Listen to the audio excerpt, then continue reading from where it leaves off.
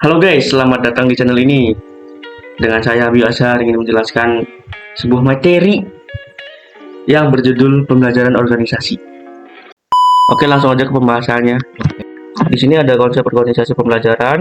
Organisasi pembelajaran itu merupakan proses pengembangan performa karyawan dalam organisasi secara kontinu, meningkatkan kapasitasnya untuk mengatasi setiap tantangan dan perubahan.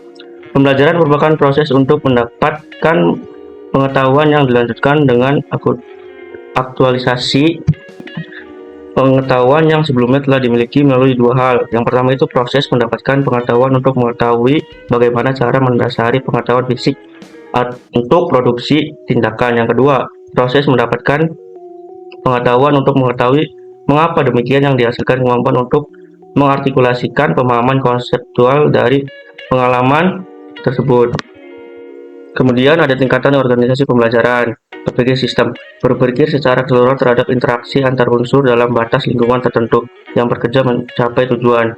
Terus ada mental model, kemapanan sikap mental atau model mental yang dimulai dari penguasaan pribadi yang tinggi dalam keadaan hidup selalu belajar.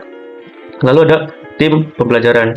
Pembelajaran dalam tim dimulai dengan dialog, merupakan kemampuan anggota tim untuk menunda asumsi dan masuk ke dalam pikiran bersama secara murni. Terus ada personal mastery, upaya keahlian terus-menerus dalam mengklasifikasikan visi pribadi, visi organisasi, memfokuskan energi, mengembangkan kesabaran, melihat dengan objektif, dimulai dari hal yang sungguh-sungguh bagi organisasi. Yang terakhir itu ada membangun visi bersama, penyataan perjalanan terus-menerus panjang berhubungan dengan visi kepemimpinan yang memberi inspirasi pada organisasi, merupakan kapasitas untuk berpegang pada gambaran bersama akan keadaan yang ingin diciptakan di masa akan datang. Kemudian ada teori pembelajaran dalam organisasi. Itu ada operant conditioning, ada classical conditioning, ada social learning theory. Kemudian ada model pembelajaran masyarakat. Itu ada proses memperhatikan, proses mengingat, proses main untuk meniru, proses pemberdayaan atau penguatan. Terus ada cara manajer menjadikan organisasi pembelajaran. Ada langkah-langkahnya. Yang pertama itu langkah pembelajaran yang perlu dilalui untuk menjadi organisasi pembelajaran. Ada penguasa penguatan, ada distribusi informasi, ada interpretasi informasi, ada pengingat organisasional. Terus ini ada langkah memberi pembelajaran kepada karyawan yang dapat dilakukan dengan membentukkan perilaku dengan cara pemberdayaan otomatis karyawan sebagai berikut. Itu yang pertama ada schedule reinforcement, pemberdayaan terus-menerus dan pemberdayaan terputus-putus. Pertama ada pemberdayaan perilaku sesuai kebutuhan organisasi yang setiap saat dibutuhkan dalam melakukan pekerjaan. Itu ada yang kedua, pemberdayaan perilaku yang mungkin untuk mengatasi kasus dalam pekerjaan yang jarang didemonstrasikan. Yang kedua itu ada reinforcement good schedule dan behavior, pemberdayaan untuk mengingat performa karyawan secara umum merupakan continuous reinforcement, tetapi dilakukan dengan modifikasi dan pengembangan organisasi. Terus ada cara menjadikan organisasi pembelajaran. Ada pertama, pembelajaran analisis, pembelajaran sintetis, pembelajaran eksperimental, pembelajaran interaktif, pembelajaran struktural, yang terakhir ada pembelajaran institusional. Kemudian karakteristik organisasi pembelajaran. Karakteristik organisasi pembelajaran ada tiga. Pertama, gagasan baru merupakan syarat bagi organisasi pembelajaran. Yang kedua itu pengetahuan baru harus ditransfer ke seluruh organisasi. Yang terakhir, perilaku organisasi harus berubah sebagai hasil pengetahuan baru.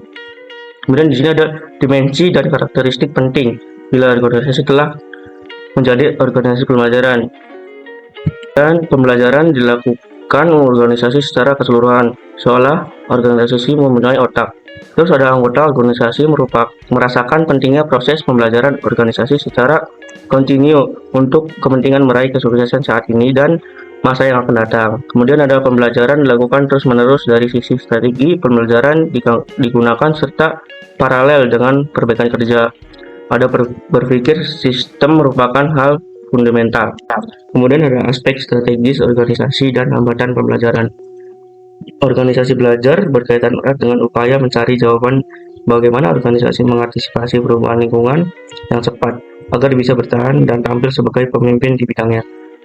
Di sini ada 3 organisasi belajar. Yang pertama itu ada organisasi yang adaptif dan responsif terhadap lingkungan eksternalnya, sekaligus kuat dalam integrasi internalnya. Yang kedua, organisasi belajar, proses di mana anggota organisasi mendeteksi berbagai kesalahan, kemudian mengoreksinya melalui berbagai tindakan dan restrukturisasi organisasi. Yang terakhir itu ada organisasi belajar, proses yang menunjukkan tim manajemen mengubah pembagian model mental organisasi, pasar, dan pesaing mereka. Terus ada survei pembelajaran di organisasi. Untuk mengembangkan sistem pembelajaran diperlukan survei pembelajaran mengarah kualitas pembelajaran. Di sini ada rentang skor dapat diperoleh pemaknaannya sebagai berikut. Ada 21-40% organisasi perlu melakukan pemenahan besar-besaran untuk menjadi organisasi pembelajaran. Lalu ada 40-60% organisasi telah memiliki beberapa karakteristik untuk menjadi organisasi pembelajaran. Lalu 60-80% organisasi telah memiliki dasar yang baik untuk menjadi organisasi pembelajaran. Ada 80-100% itu organisasi telah memiliki karakteristik untuk menjadi organisasi pembelajaran. Ada resistensi dan solusi pemecahan masalah dalam pembelajaran organisasi. Anggota organisasi tidak sadar menolak pembelajaran. Yang pertama, fokus pada fragmentasi daripada sistem. Yang kedua, menekankan kompetensi di atas kerjasama. Terus terakhir, menjadi reaktif daripada kreatif dan produktif. Terus ada dalam menghadapi resistensi terhadap pembelajaran di organisasi, perlu ada tindakan. Yang pertama itu proses penyadaran tentang perlu adanya kebutuhan perubahan. Yang kedua, perubahan memperkuat adanya daya dorong atau daya ungkit perubahan dan tindakan. Yang terakhir, membawa kembali organisasi pada keseimbangan baru. Kemudian yang terakhir itu ada 3 fungsi kunci dalam membangun organisasi pembelajaran. Yang pertama, membangun komitmen pada pembelajaran. Ada membuat pembelajaran sebagai komponen visi dan tujuan strategis. Kemudian ada investasi dalam pembelajaran. Terus ada mempromosikan luas tentang nilai pembelajaran. Terus ada lagi mengukur tolak ukur, menelusuri pembelajaran. Yang terakhir itu menciptakan penghargaan dan simbol pembelajaran. Lalu ada bekerja menganalisir gagasan dengan dampak. Yang pertama, menciptakan prasarana yang menggerakkan gagasan sepanjang batas organisasi. Terus yang terakhir, memutar bekerja dari batasan fungsional dan divisional. Kemudian ada bekerja untuk membangkitkan dan dampak. Yang pertama ada implementasi program perbaikan terus-menerus. Yang kedua, meningkatkan kompetensi pekerja melalui training dan membeli keahlian dari organisasi. Yang ketiga, eksperimen dengan gagasan dan proses kelas dunia. Yang terakhir, identifikasi mental model proses organisasi. Mungkin segitu dulu dari saya, Biashar. Dan jangan lupa like and share, komen. Pokoknya the best untuk kalian semua.